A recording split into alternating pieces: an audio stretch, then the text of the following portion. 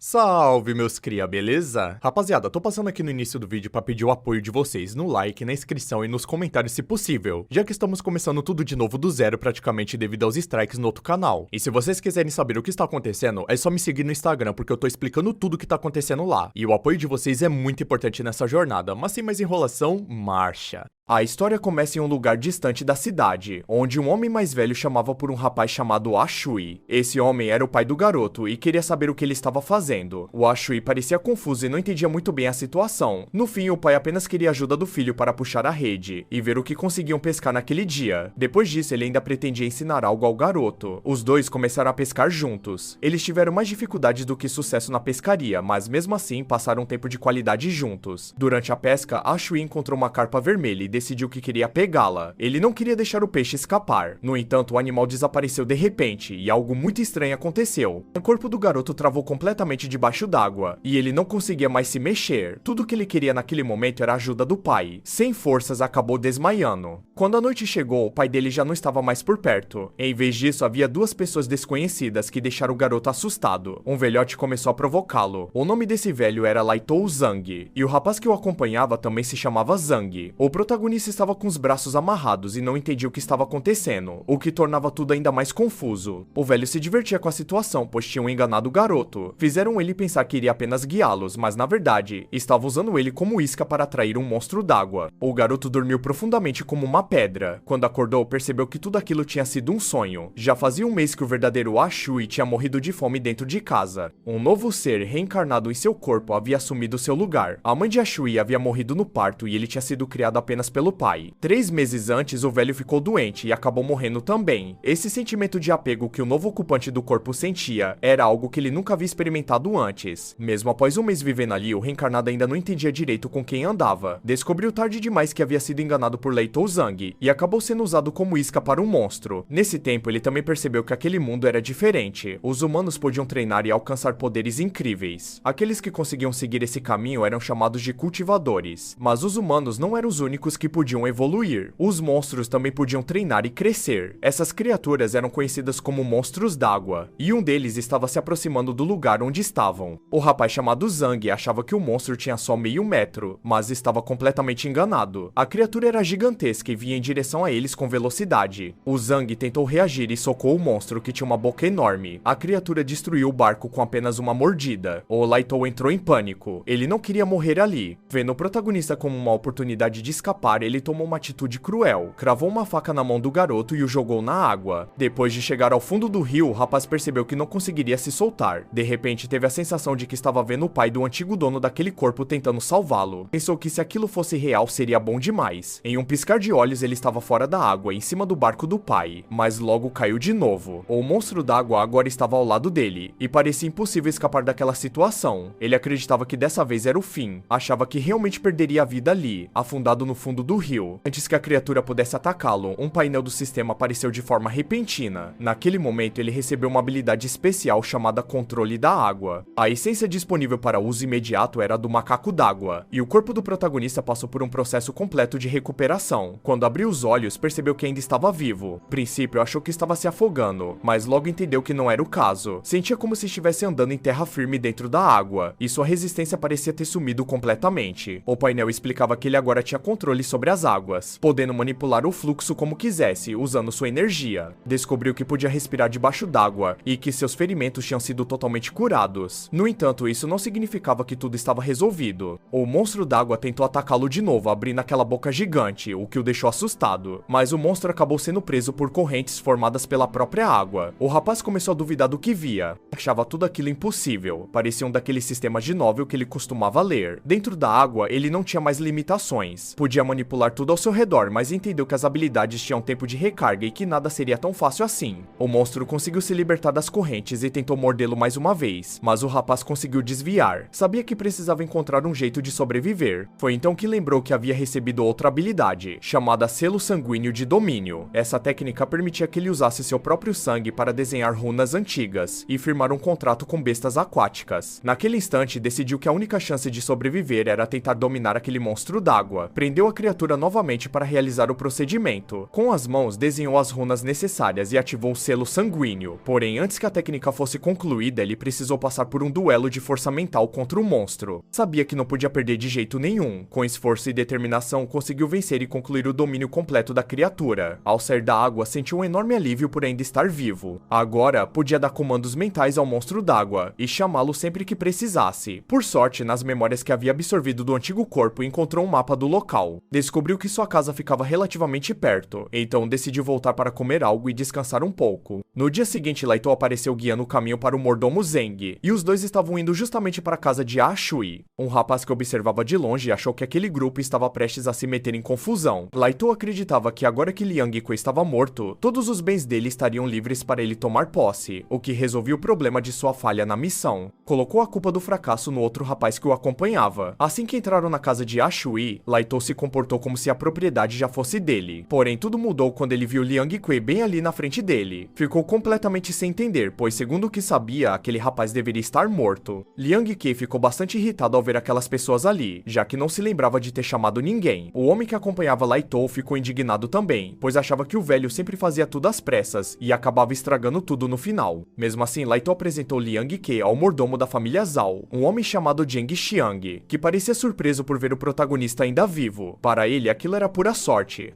Laitou, por outro lado, disse que vaso ruim não quebra fácil e sugeriu que eles deveriam capturá-lo logo. Liang Kui ficou revoltado e queria entender o que tinha feito para ser perseguido daquele jeito. O mordomo explicou que a família Zhao havia contratado um guerreiro chamado Zhang para derrotar a besta d'água, mas agora acusavam Liang Kui de ter se aliado à criatura para matar o guerreiro. Segundo eles, isso causou um grande prejuízo e colocou a vila em risco. No entanto, essa história não era verdadeira. O protagonista sabia muito bem que tinha sido amarrado e jogado na água como isca, e achava até irônico como Laitou esquecia disso com tanta facilidade. No fim das contas, Laitou era um homem perverso. Continuava culpando Liang Kui pela morte de Zhang, e o tratava como se fosse um monstro arrogante. Isso fez o protagonista lembrar de sua vida passada, em que também era solitário e chamado de monstro por todos ao seu redor. Cresceu sendo taxado de órfão maldito, ladrãozinho e vítima de brincadeiras cruéis no colégio. Mas ele acreditava que o chamavam de monstro porque ele era mesmo cruel, e se lembrava claramente de ter arrancado dentes de alguns colegas. Mesmo sabendo que usar seus poderes poderia expor sua identidade, se render sem lutar não fazia parte de quem ele era. Por isso, decidiu atacar todos eles de uma só vez. Se era para ser o monstro que todos diziam, então ele seria, e faria questão de arrancar um pedaço de cada um. Laitou mandou que todos amarrassem o rapaz e o levassem direto para o mestre Zhao, dizendo que estavam precisando de gente para alimentar uma criatura, e que o pirralho órfão serviria perfeitamente. O mordomo Zheng então deu uma escolha para Liang Kui. Se aceitasse se tornar filho adotivo do mestre Zhao, eles iriam esquecer tudo o que aconteceu. Caso contrário, ele perderia as pernas naquele mesmo dia. Enquanto isso, do lado de fora, muitas pessoas observavam a situação. Todos sabiam que a família Zhao tinha uma péssima reputação na vila. De repente, o velho chefe da vila chegou ao local e quis saber quem era ousado bastante para mexer com o pequeno Ah Shui, deixando claro que ele ainda estava vivo. O mordomo ficou furioso ao ver a presença do velho. Esse ancião era um oficial do Império Deshun, e por isso todos deveriam respeitar sua autoridade. Isso afetou diretamente o ânimo do mordomo, que não gostou nem um pouco da situação. O chefe da vila então declarou que até mesmo o mestre Zhao precisava respeitá-lo. Diante disso, o mordomo decidiu que era melhor encerrar o assunto por enquanto. Todos que estavam com Laitou recuaram, prometendo que contariam tudo ao mestre Zhao. Após a saída deles, o velho chefe da vila se aproximou do protagonista e disse que, em certas situações, era melhor evitar o confronto quando possível. Mesmo assim, a Shui nunca esqueceria o que aquele velhote fez por ele naquele dia. Depois que todos foram embora, a Shui achou que aquilo não seria a última vez. O chefe da vila o salvou naquele dia, mas ele sabia que não poderia contar com essa ajuda para sempre. Ele entendeu que precisava tomar o controle da própria vida e viu naquele sistema sua chance de mudar tudo. Logo depois de liberar um pouco do seu poder, o painel avisou que o progresso de evolução do seu pet tinha aumentado um pouco, então ele voltou para o rio onde havia domado o crocodilo de Taihua. Como agora eles tinham um vínculo mental, ele podia chamar o animal sempre que quisesse, e decidiu fazer isso naquele momento. O crocodilo apareceu rápido, mas estava minúsculo. A Shui não entendeu o motivo disso, até que o sistema explicou que as bestas domadas podiam alterar o tamanho do corpo quando quisessem para economizar energia. Ele ficou surpreso ao perceber que o sistema era capaz de explicar muita coisa, então ele pediu que seu pet o levasse até a essência de Z. Entraram juntos no rio e, seguindo o pequeno crocodilo, chegaram até uma caverna subaquática. A vista daquele lugar era incrível, mas a Shui ainda não sabia que ali cresciam as lendárias plantas espirituais. Quando tocou em uma delas, o sistema confirmou que eram realmente plantas espirituais e que ele poderia absorver a essência de Z contida nelas. Aquele mundo possuía recursos naturais com poderes místicos e algumas plantas tinham habilidades especiais, sendo chamadas de plantas espirituais. Diziam que na lagoa do quintal do velho Zal existiam chifres especiais que cresciam no fundo da água, e que ele usava esses chifres para atrair guerreiros como convidados de honra. A Shui estava curioso para saber quanta essência de Z poderia extrair daquelas plantas, e achou que seu crocodilo poderia ajudar. Como o animal era muito preguiçoso, ele decidiu chamá-lo de Lazy. Depois de colher todas as plantas, finalmente começou a absorver. Ele mastigava as plantas e o sistema detectava a essência de Z, confirmando que ela poderia ser usada para aumentar a fusão com a essência de Z, e também evoluir bestas aquáticas. Depois de absorver várias, ele achou melhor priorizar seu próprio fortalecimento. Continuou absorvendo até sentir seu corpo ficar cada vez mais forte. Com esse novo poder, acreditava que já poderia enfrentar seus inimigos de igual para igual. Usando a força da água ao seu favor, as lutas poderiam ficar ainda mais difíceis para o lado deles. Mesmo assim, entendeu que precisava resolver logo sua situação financeira. O outono estava acabando. Os crocodilos ficavam lentos nessa época, e isso tornaria a pesca menos produtiva. Foi então que o crocodilo apareceu com um peixe. A Shui ficou muito feliz e vendeu o peixe por 80 moedas. Os comerciantes locais eram bem mais fáceis de enganar do que as tias do mercado na sua vida passada. Depois de resolver o problema da essência de Z, ele decidiu que queria acertar as contas com Laitou. De repente, o Laitou apareceu falando com ele como se fossem grandes amigos. Agia de forma fingida para enganar a Shui, e o convidou para ir ao seu barco comer alguma coisa e esclarecer um mal-entendido. Porém, a Shui já sabia de tudo e resolveu entrar no jogo dele. O Laitou tinha levado uma boa surra algum tempo atrás, e naquele período vários morreram durante o experimento feito pelo Zal. Como ele estava precisando de ingredientes para produzir pílulas, achava que Liang Ke seria perfeito para isso. A Shui percebeu que o Laitou levaria de qualquer jeito, e esse era o motivo de estar ali chamando ele para o barco. Na verdade, ele estava armando uma emboscada. Tinham prometido a ele que se entregasse o rapaz, o Zal lhe daria a imortalidade, e isso era tudo o que ele desejava. Enquanto mexia a comida junto de Liang Ku, tentava enganá-lo e colocou uma pílula escondida dentro da sopa. O protagonista sentiu que havia algo errado e não tinha certeza se estavam realmente sozinhos. Quando a sopa ficou pronta, o plano do Laitou era que depois que o rapaz a ingerisse, ele pudesse gritar o quanto quisesse que ninguém o ouviria. Mas de repente a Shui se levantou e usou seu poder da água, lançando um jato direto no rosto do Laitou, que começou a se afogar até perder a consciência. Quando o homem acordou, a situação estava invertida. Agora era ele quem estava amarrado, e o protagonista decidiu tratá-lo da mesma forma. O velho ficou em choque ao ver aquilo. A Shui pegou o dinheiro que ele carregava, e teve certeza de que aquele dinheiro vinha do Zal, que o havia pago para levar o rapaz até a mansão. O Laitou tentou se explicar, mas o protagonista achou tudo muito familiar. Eles estavam no mesmo lugar onde haviam visto a besta aquática, e de repente o próprio crocodilo de A Shui apareceu. O Laitou ficou apavorado quando viu o animal, enquanto o rapaz o apresentava como seu bichinho de estimação. O velho começou a implorar pela vida e prometeu contar tudo. A Shui perguntou por que o Zheng queria tanto levá-lo para a mansão do Zal, e também o motivo de terem contratado tantos guardas. O Laitou explicou que todos aqueles guardas eram usados como ingredientes para as pílulas imortais. O Zal precisava deles para se tornar imortal, e todos acabavam virando parte dessas pílulas. O protagonista então percebeu que o velho havia ajudado a capturar várias pessoas inocentes. Mesmo assim, o Laitou tentou se justificar dizendo que tinha sido forçado. Quando ele ia pedir para ser solto, a Shui pegou uma pedra e acabou com a vida dele. O rapaz sabia que não poderia deixá-lo vivo, pois o homem havia visto um lado seu que ninguém mais conhecia. Se o poupasse, acabaria sendo levado para a mansão e transformado em pílula. Depois disso, jogou o corpo no rio para se livrar das evidências. Em seguida, entrou na água e pensou em como seus poderes estavam facilitando sua vida. Já faziam 3 dias desde que ele havia matado Laitou Zhang. Para não levantar suspeitas, ele passou a agir como um simples pescador, saindo cedo e voltando tarde para vender peixes. Nesse tempo, evitou o Lago de Lotus e fingiu que havia trocado o barco com Laitou. Assim, ninguém desconfiou de nada. Mesmo assim, ele sabia que o pessoal da mansão Zal não deixaria o desaparecimento do Laitou passar em branco, e logo as suspeitas cairiam sobre ele. A única saída era ficar mais forte o mais rápido possível, e o melhor jeito seria entrando em uma academia de artes marciais. Na cidade de Pingyang existiam 3 academias, mas a mais poderosa era a da família Yang. Diziam que o mestre daquela academia possuía um poder lendário capaz de partir pedra e metal como se fosse manteiga. Por isso todos o respeitavam e ninguém ousava enfrentá-lo. A Shui acreditava que se conseguisse entrar na academia Yang, a família Zal não o atacaria tão facilmente, pois o sumiço de um aluno causaria muita dor de cabeça para a academia. O problema era que para se inscrever precisava de pelo menos 5 a 8 Liang de prata, mas no momento ele só tinha 2 Liang e 8 Qian, então ainda precisava ganhar mais dinheiro. Mesmo assim, começou a achar que estava se preocupando demais. Desde que seu corpo evoluiu, ele conseguia vencer se adaptando ao novo poder. Sua força mental também aumentou e ele achava que já dava para pescar alguns bons peixes. Continuou pescando e desde que despertou se tornou mais ágil dentro da água. Ele competia com o Lazy para se aprimorar cada vez mais. Criou criou uma técnica que consistia em comprimir a água ao máximo sob os pés para ganhar impulso, mas o efeito durava pouco e consumia muita energia. Por enquanto, nada conseguia acompanhá-lo nessa velocidade. Durante uma de suas pescas, encontrou um peixe espiritual. Naquele mundo, alguns animais haviam evoluído e os que viviam no Grande Lago eram chamados de peixes espirituais, mas ele não encontrou apenas um, e sim dois. Já era difícil achar um, então aquele parecia ser seu grande dia de sorte. Ele capturou um dos peixes usando seu controle de água, enquanto Lazy capturou o outro. Quando pensou que iria lucrar bastante, uma criatura imensa apareceu. Ele não fazia ideia do que era aquilo, mas ouviu histórias de que no fundo do rio Ixing existia um bagre de 6 bigodes que comia humanos. Achou que tinha dado azar de encontrar justamente com esse monstro. A criatura gigante tentou atacá-lo, mas ele conseguiu usar o controle da água para desviar. O crocodilo dele não deixou barato e atingiu o bagre com um ataque direto. Vendo aquela oportunidade, a Shui sabia que precisava agir rápido. Ou ele dominava o bagre de 6 bigodes ou viraria jantar. Então usou o selo sanguíneo de domínio. O sistema alertou que ele deveria parar, pois aquilo sobrecarregaria sua força mental. Mas ele ignorou o aviso e continuou o processo mesmo sofrendo bastante. Depois de muita resistência, conseguiu vencer a luta mental. Nem acreditava que tinha conseguido. Ele não imaginava que aquele bagre fosse tão poderoso. Agora, vendo o bagre em sua forma miniaturizada, achou que tinha lucrado bastante e decidiu chamá-lo de gorducho. Também foi verificar os peixes que pescou e viu que o crocodilo ainda segurava um deles na boca. Resolveu comer o menor primeiro para testar se conseguiria aumentar seu poder. Guardou os chifres do peixe como lembrança e acabou ganhando 18 pontos de essência de Z. Aquela era uma pontuação muito boa, mas decidiu não gastar de imediato. O mais importante naquele momento era juntar dinheiro para entrar na academia. O tanto de peixe que ele tinha conseguido já era mais do que suficiente. Foi até o mercado Ixing e notou muita movimentação. O festival do mês passado já tinha terminado e ele se perguntava se havia outro feriado acontecendo. Viu que o Chen Jixiang estava exibindo um peixe espiritual raro e todos ao redor estavam surpresos com aquilo. O protagonista chegou no local e pediu licença para todos. Ele acreditava que a vila estava abençoada pelo deus do mar porque 2 peixes espirituais tinham surgido no mesmo dia. Um homem ficou confuso com essa fala porque achava que só o Chen tinha pescado um peixe, mas o protagonista estava se referindo ao próprio peixe e o mostrou para todos. O peixe dele era bem maior que o do Chen. Mesmo assim, todos começaram a rir da cara dele e pensaram que ele tinha achado qualquer peixe no rio e estava tentando vender por um preço mais caro. Um homem então identificou o peixe do Chen. Disse que era um robalo sangue vermelho. Esse homem era um mestre da academia Yang chamado Hu Chi. Ele quis saber por quanto o Chen queria vender o peixe. O Chen ficou sem saber o que responder e disse que venderia por quanto o mestre achasse justo. Depois de pesar o peixe, Hu Chi ofereceu 3 liang e o Chen aceitou feliz sem pensar 2 vezes. O protagonista então pediu para o mestre olhar o seu peixe também. O Hu Chi achou aquilo estranho e perguntou se ele não tinha vergonha na cara. Todo mundo começou a se irritar com o protagonista, mas ao olhar direito o peixe, o próprio chefe da academia Yang identificou que era um pomfret chifre de boi. Foi nesse momento que o protagonista descobriu o nome do peixe. O Hu Chi ofereceu 6 liang por ele. O Ashui decidiu vender. As pessoas ficaram chocadas porque era muito dinheiro. O Chen viu aquilo e decidiu ir embora, mas o Ashui ficou curioso e quis saber por que o peixe dele valia o dobro do robalo. O Hu Chi explicou que os chifres do pomfret viravam uma pílula que aumentava a energia espiritual e ajudava a romper o limite da energia sanguínea. Era exatamente o que ele precisava no momento. Depois disso, o protagonista começou a contar o dinheiro tranquilamente até que o Li Bo apareceu de repente e deu um susto nele dizendo que ele tinha dado orgulho para a vila. O protagonista aproveitou o momento para perguntar quanto custava entrar na academia Yang. O Li Bo explicou que o pai dele o estava mandando para lá e que a academia cobrava 7 liang sem comida nem moradia, 10 liang com moradia e 20 liang com moradia e banho medicinal. A comida era paga à parte e era a mais cara da região. O protagonista ficou pensativo e achou que tinha dinheiro suficiente para ir, então avisou ao Li Bo que se inscreveria no dia seguinte, mas logo em seguida ouviu uma voz estranha e ficou confuso. Enquanto isso, na mansão Zhao, o mordomo avisava que o maldito Laitou ainda estava sumido, mas eles tinham encontrado pistas sobre um garoto chamado Liang Ke. O chefe Zhao disse que não queria ser incomodado com bobagens e mandou o mordomo resolver aquilo sozinho porque achava a história muito idiota. Enquanto isso, o protagonista preparava um ensopado com peixe espiritual e algumas plantas espirituais. Com isso, ele conseguiu absorver mais essência de Z. Ele teve sorte porque o gorducho havia encontrado outro peixe espiritual. Depois de reunir as essências, ele começou a absorver o poder delas. O controle que ele tinha sobre a água melhorou bastante. Ele queria saber se aquele poder era mesmo natural ou se alguém o tinha criado. Até agora ele percebia que o poder tinha traços parecidos com Yinglong e também com um macaco gigante como Nozarashi. Havia ainda uma parte com deuses que tinham cabeça de gente e corpo de cobra, junto com o imperador de manto preto, mas ele achava que ficar pensando muito sobre algo que não entendia não iria ajudar em nada. No dia seguinte, ele partiu com seu amigo Li Bo com o objetivo de chegar na academia e começar o treinamento. Depois de chegarem na vila Pingyang, aproveitaram um pouco o local, mas algumas pessoas estavam planejando algo contra contra eles. Um dos homens soube da venda do peixe e do quanto o protagonista tinha conseguido de dinheiro, e decidiu que iriam roubá-lo. O Lee-Bo e o outro rapaz estavam esperando pelo Ashui no caminho que levava até a academia. Eles sabiam que o Ashui passaria por ali. Quando o Ashui apareceu, os homens tentaram intimidar os dois. Um deles exigiu que o Ashui entregasse todo o seu dinheiro e disse que se ele não fizesse isso, seria enterrado ali mesmo. Mas na verdade quem queria enterrar alguém era o próprio Ashui, porque ele não estava disposto a entregar seu dinheiro para aqueles caras. Um dos agressores tentou lutar com ele, mas acabou perdendo os dentes com facilidade. O protagonista derrubou o homem que havia arquitetado o plano e também derrotou os comparsas dele. O Lee-Bo ficou muito surpreso ao ver como seu amigo era rápido. Com apenas 9 golpes ele tinha encerrado toda a luta. Isso confirmava o que o Ashui já suspeitava, que seu corpo estava mais forte. O Lee-Bo perguntou quando foi que o amigo ficou tão poderoso. O Ashui tentou desconversar dizendo que talvez ele fosse um gênio, e que por isso tinha conseguido derrotar aqueles caras com tanta facilidade. Depois disso, os dois foram direto para o local de inscrição da academia. Mesmo achando tudo muito estranho, o Lee-Bo foi junto. Lá, eles foram recebidos por um rapaz chamado Xiang Chang-song. Ele seria o responsável por levá-los até outro instrutor que explicaria como funcionava o caminho marcial. Eles ficariam sob os cuidados de Hu Chi, que era o discípulo direto do mestre Yang. Por coincidência, Hu Chi era o mesmo homem que tinha comprado o peixe do Ashui. Assim que viu os garotos, ele os reconheceu. Era uma grande coincidência. Hu Chi revelou que tinha avançado de nível graças ao peixe que comprou do Ashui. Ele então explicou que iria avaliar a linhagem dos dois para descobrir qual estilo de treino era mais adequado para cada um. Como o Ashui não sabia nada sobre o caminho marcial, o Hu começou a explicar que esse caminho é dividido em 4 níveis. O primeiro é o nível da pele, onde a pele se torna dura como couro de boi e resiste a muitos golpes. O segundo é o nível do músculo, que dá força bruta e permite levantar uma pessoa com uma mão só. O terceiro é o nível do osso, onde todo o poder do corpo é liberado e se torna possível quebrar pedras com um soco. O último é o nível do sangue, onde a força é ampliada em todos os aspectos. Ele explicou que o básico do caminho marcial é um refinamento do corpo. Mesmo que uma pessoa normal treine muito, sempre haverá um limite. E para quebrar esse limite existem 2 opções, as técnicas e as pílulas. As técnicas são os métodos de treino, e segundo Hu Chi, a Academia Yang possui 3 estilos diferentes de soco. Com as técnicas certas, o praticante consegue evoluir. O protagonista entendeu que aquilo era parecido com um tipo de cultivo, mas ele ainda tinha dúvidas sobre as pílulas. Hu Chi disse que as técnicas fortalecem o corpo, mas o processo é lento e perigoso. Para acelerar e tornar o treino mais seguro, é necessário um suporte, e esse suporte são as pílulas. Hu Chi disse que as técnicas fortalecem um portoprado, acelerar e tornar o treino mais seguro. O peixe que o Ashui havia vendido era exatamente o tipo de material necessário para produzir essas pílulas. E com o caldeirão de Z, o Ashui poderia conseguir esses recursos de forma mais fácil. O caminho marcial é longo e cheio de desafios, então o mais importante é dar um passo de cada vez. Com isso, eles iniciaram o teste, mas havia alguém observando tudo. Um rapaz chamado Lu Yankai estava ali, e ele era o terceiro filho do mestre Zhao. Ele já estava de olho no Ashui porque havia recebido uma missão. Sua tarefa era fazer com que os 2 garotos saíssem da academia. Quem havia feito o acordo com Lu Yankai foi Zhao Shuiyuan. Ele prometeu dar ao Yankai tudo o que ele quisesse se conseguisse resolver aquele problema. Tinham mostrado uma foto do protagonista para o Zhao. Ele parecia ter por volta de 15 anos, a idade perfeita para virar material de pílula, além de ser órfão, o que tornava mais fácil fazer alguém como ele desaparecer sem levantar suspeitas. Zhao comentou que era difícil encontrar uma pílula fetal de alguém da mesma idade. O jovem Yuan sempre foi fraco desde pequeno, então Liang Ke era o material ideal. Mesmo ouvindo toda essa conversa, acreditavam que com o temperamento de Yang Dongxiang não seria fácil agir, mas o Lu Yankai disse que cuidaria disso pessoalmente. Enquanto isso, o protagonista seguiu com Lee-Bo para o campo de treino. Lá encontraram o Chen Jieqiang. O Lee-Bo ficou curioso e perguntou o que ele estava fazendo ali. O Chen não entendeu a pergunta, como se ele não pudesse estar naquele lugar. Logo os dois começaram a se desentender, mas o protagonista tentou acalmar a situação. O Chen Jieqiang também era da cidade de Yixing.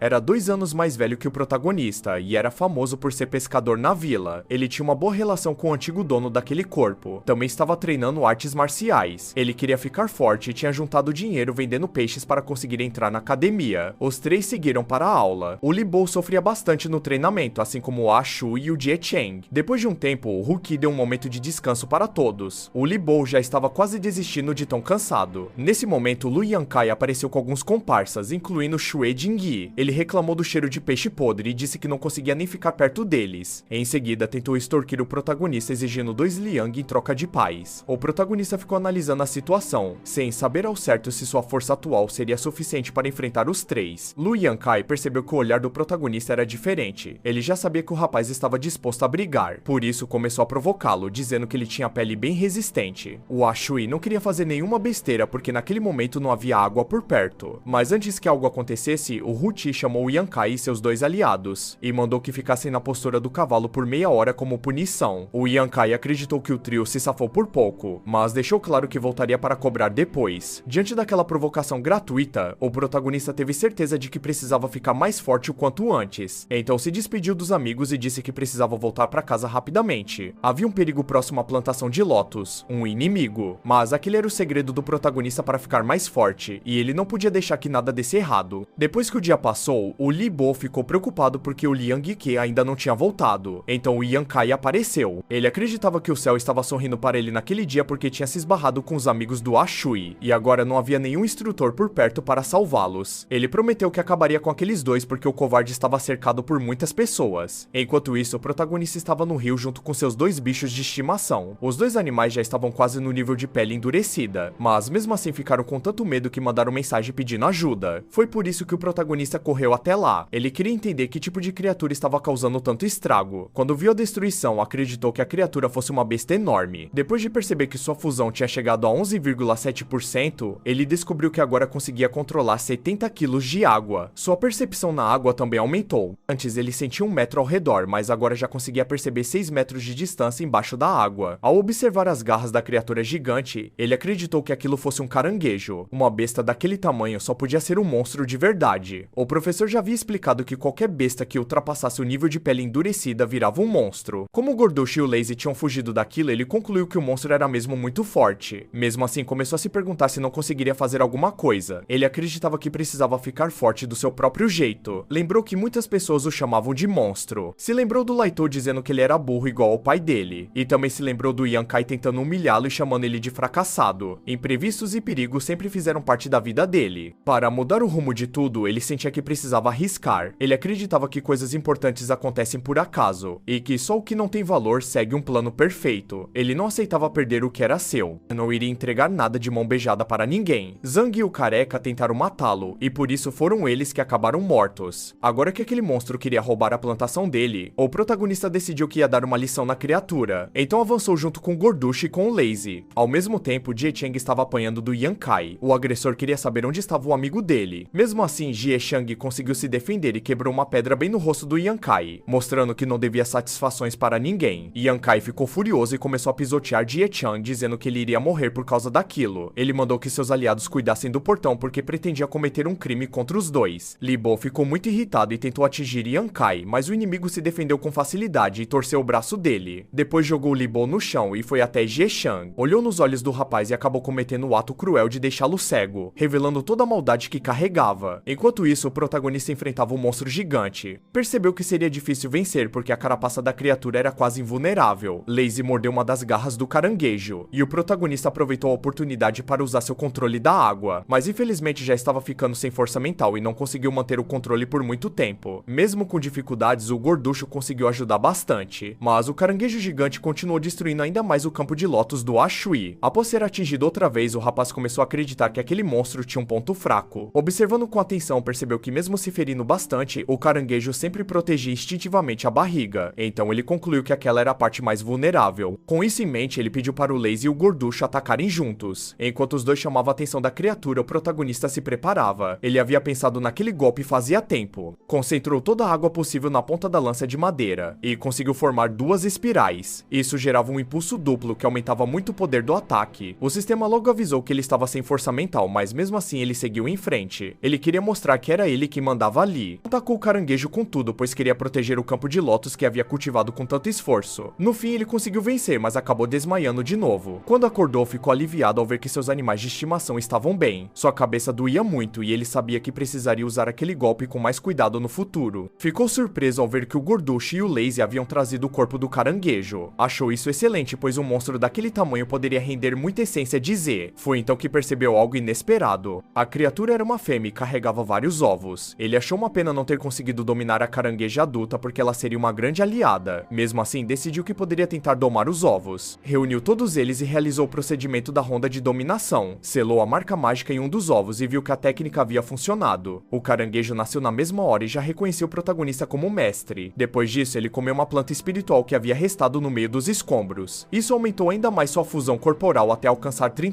0,6%. As feridas desapareceram completamente. Além de ter se fortalecido comendo peixe espiritual, agora também possuía uma reserva extra de energia vinda da fusão. Ele conseguia até sentir o fluxo do próprio sangue circulando. Se o instrutor Hu estivesse certo, ele já estava perto de alcançar o nível da pele endurecida. Depois de domar o caranguejo pelo ovo, decidiu que os outros ovos poderiam servir de alimento para o gorducho e o lazy. Deu o nome de cascudo ao novo caranguejo. Agora, o plano dele era romper a pele endurecida dentro de um mês para virar um aluno oficial da academia. Se conseguisse isso, a família Zhao pararia de ameaçá-lo. Então ele decidiu voltar para a academia e se preparar para o treino matinal do dia seguinte. Enquanto o rapaz evoluía, os amigos dele continuavam sofrendo nas mãos do Yankai. Foi nesse momento que o instrutor Lu Xiaoyi apareceu. Ele avisou Yankai que a academia seguia regras próprias. Como instrutor, ele tinha autoridade sobre todos os alunos. Yankai tentou se justificar dizendo que só estava obedecendo ordens da família Zhao. Isso pegou Xiaoyi completamente de surpresa. Enquanto Xiaoyi tremia, o Yankai começou a zombar dele junto com seus amigos. Isso porque o Xiaoyi também fazia parte da casa Zhao. Yankai começou a humilhar o instrutor, dizendo que se a família Zhao não tivesse acolhido o pai dele, os dois não seriam nada na vida. Também decidiu chantagear o Xiaoyi, lembrando que o pai dele ainda estava sob os cuidados da casa Zhao. Como o Xiaoyi não queria que algo ruim acontecesse ao seu familiar, ele preferiu pedir desculpas. Ele acreditava que se fosse para proteger sua família, ele faria o que fosse necessário. Todos riram da cena, até mesmo o Jie Cheng, que não suportava esse tipo de covardia. Ele achava que tudo que o Yankai fazia era vergonhoso, mas o Yankai não se importava com isso e começou a pisar no Li Bo. Ele o provocava e dizia que deveria salvar o amigo que agora estava cego de um olho. Yankai estava disposto a acabar com Li Bo bem na frente de todo mundo. Ye Shang tentou defendê-lo e de repente um dos comparsas do Yankai voou passando bem perto dele. O protagonista havia chegado e não estava feliz com o que via. Ele exalava uma energia muito forte e prometeu que iria quebrar os dentes de todos que machucaram seus amigos. Hu Chi observava tudo de longe ao lado do seu mestre. Ele achava que a culpa era sua por ter chegado tarde demais. Tinha decidido comemorar e não esperava que o Xiaohui fosse tão frio. Mas a verdade era que Xiaohui estava apenas tentando proteger sua família. O mestre sabia que ele estava encurralado e por isso não conseguia romper suas próprias barreiras. Um guerreiro sem coragem é como um corpo sem fôlego. Hu Chi achava melhor descer e ajudar o protagonista e seus colegas. Eles haviam acabado de entrar na academia e o Yankai já era um veterano. Aquilo poderia piorar bastante, mas o mestre disse que o protagonista parecia ter algo especial. Yankai achou engraçado ver o protagonista dizendo que ia quebrar seus dentes. Ele não acreditava na força do rapaz. O protagonista avançou com um impulso e Yankai ordenou que seus aliados o atacassem. Mesmo assim, o protagonista conseguiu derrubar um por um com golpes brutais. Agora era a vez de enfrentar o próprio Yankai. O veterano liberou sua energia tentando mostrar que os dois estavam em níveis diferentes. A batalha foi intensa e o protagonista conseguiu lutar de igual para igual. Ele acertou um golpe direto no queixo de Yankai, que começou a sangrar muito. Em seguida passou a provocá-lo. Yankai mostrou ser covarde mais uma vez ao sacar uma faca e ferir o protagonista. Disse palavras duras para tentar abalar o rapaz. Mas mesmo ferido, o protagonista achava que Yankai era patético. Ele respondeu com um golpe tão forte que quebrou o chão. Yankai ficou assustado e sangrando. Agora era ele quem queria distância. Começou a choramingar pedindo ajuda para o Xiaohui porque ele era um instrutor e deveria fazer algo. Foi então que o mestre da academia apareceu. Ele mandou chamar todos que estavam com Yankai e os expulsou da academia por causa das atitudes que tiveram. Já o Xiaohui foi enviado diretamente para a cela de disciplina, e sua situação seria resolvida depois. O protagonista percebeu que estava diante do lendário mestre Yang Dongxiong, mas acreditava que por causa do que aconteceu ele seria expulso da academia. Enquanto pensava nisso, lembrou das palavras cruéis de Yankai dizendo que ele não passava de um fracassado sem pai. O mestre Yang perguntou se ele se chamava Liang Kui. O protagonista confirmou. Foi então que o mestre quis saber se ele tinha interesse em se tornar seu discípulo direto. Isso deixou o rapaz completamente surpreso. Depois de tudo que aconteceu na mansão Yang, os subordinados começaram a comentar sobre os acontecimentos do dia anterior, pois já sabiam que o mestre Yang havia escolhido pessoalmente seu novo discípulo. Algumas garotas foram entregar as vestimentas para o protagonista, e ele ficou envergonhado com a situação. Já tinham se passado 2 semanas desde que ele derrotou Lu Yankai, e agora suas feridas estavam quase totalmente curadas, assim como as de Chen Jieshang e Li Bo, tudo graças aos cuidados do mestre Yang. Pela primeira vez ele não se sentia sozinho, pois agora tinha um mestre, irmãos e irmãs de treinamento, e finalmente sentia que havia alguém ao seu lado. Agora era a hora dele se preparar para enfrentar a família Zhao. Hu Chi comentou com os colegas que o protagonista teve muita sorte, pois no mesmo dia em que entrou na academia já conseguiu chamar a atenção do mestre Yang, mas todos já estavam cansados de ouvir essa mesma história várias vezes, principalmente Shu Zishuni. Xiang Chang Song acreditava que o mestre havia escolhido o rapaz por enxergar potencial nele, enquanto Cao Reng dizia que todos pareciam apenas com inveja. O protagonista apareceu usando uma nova vestimenta que o deixava muito elegante, e agradeceu a todos pelos presentes. presentes. Um dos rapazes ainda deu para ele um pedaço de tungstênio de primeira qualidade. Enquanto isso, na mansão Zal, um subordinado avisou seu mestre que haviam encontrado o corpo do cabeça de sarna, mas que o que estava dentro do corpo havia sumido. O mestre Zal ficou furioso e descontou sua raiva com um tapa no rosto do subordinado. Ele sabia que se aquilo fosse descoberto, traria sérias consequências. O subordinado tentou colocar a culpa em Liang Ku, dizendo que foi ele quem matou Lai Tou e liberou aquela coisa perigosa. O mestre Zal já sabia que Liang Qi agora era discípulo direto de Yang Dongxiong e queria que desse um jeito de encontrar aquilo o mais rápido possível. Enquanto isso, o protagonista pensava sobre qual caminho deveria seguir. O mestre Yang apareceu e disse que reconhecia nele gratidão, coragem e dedicação e perguntou se ele queria ser aceito como seu discípulo. Ao lado do mestre estava Madame Yang, Xu Shi. O Ashui aceitou sem hesitar. Ao entrar sob tutela do mestre Yang, ele deveria ser humilde, trabalhador, respeitar seus superiores e agir com honra. Não poderia atacar seus irmãos de academia, nem desrespeitar os mais velhos ou usar sua força para oprimir os fracos. O protagonista concordou com tudo isso. Depois que ele tomou o chá cerimonial, foi oficialmente aceito como o nono discípulo direto do mestre Yang. A partir daquele momento, ninguém poderia mais humilhá-lo ou feri-lo, pois agora ele tinha o apoio do seu mestre. O Ashui virou o principal assunto entre os alunos da academia do mestre Yang, e todos pareciam apoiá-lo. Hu-Chi quis saber se ele conhecia as 4 barreiras e os 7 caminhos. Ele respondeu que conhecia as 4 barreiras, mas não sabia muito bem sobre os 7 caminhos. Hu-Chi explicou que os 7 caminhos são cavalo galopante, fumaça de lobo, caçador de tigre, elefante sublime, dragão celestial, forja e arco-íris. No estágio do cavalo galopante, uma pessoa no auge pode parar dezenas de cavalos correndo sem nem se mover. Já no estágio da fumaça de lobo, o Chi do lutador flui como uma fumaça densa e poderosa, imponente como uma matilha em ataque, capaz de intimidar todos ao redor. No estágio caçador de tigre, a energia orbital explode como uma onda tão intensa que até guerreiros experientes estremecem como se fossem coelhos diante de um tigre selvagem. No estágio elefante sublime, cada movimento faz a terra tremer e é capaz de abalar montanhas e rios com uma força digna de um grande general.